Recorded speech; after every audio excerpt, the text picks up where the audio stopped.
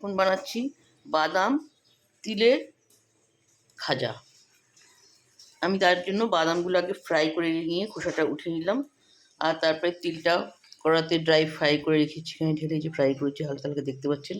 তারপরে এখানে আমি গুড়টাকে জাল দিচ্ছি। এখন এর মধ্যে একটু তিল দিয়েছিলাম তাই তিল দেখা যাচ্ছে। এরপর এর মধ্যে তিলটা বাদামটা দিয়ে দেবো আর তিলও দিয়ে দেবো। তারপরে এই হয়ে গেলে একটা থালার মধ্যে এই যে ঘি রেখেছি, ঘিটা ঢেলে হাত দিয়ে ভালো করে প্লেন করে ওর মধ্যে ওইটা ঢেলে দেবো। এটা হচ্ছে বাদাম বাদাম তিলের তক্তি বানাচ্ছি। এই হচ্ছে রেসিপি। দোকানে আমরা খেয়েছি কিন্তু জানি না কীভাবে বানায়, ওই নিজে নিজে হলো। এগুলো এতদিন কিনেই খেতাম, তিলের অনেকে খাজাও বলে এগুলোকে। এবারে আমি ফার্স্ট টাইম ট্রাই করছি, দেখি কীরকম হয়। আপনাদের খেয়ে আপনাদেরকে আপনারা কে কে এটা বানান বা খেতে ভালোবাসেন জানাবেন। তিল বাদামের খাজা।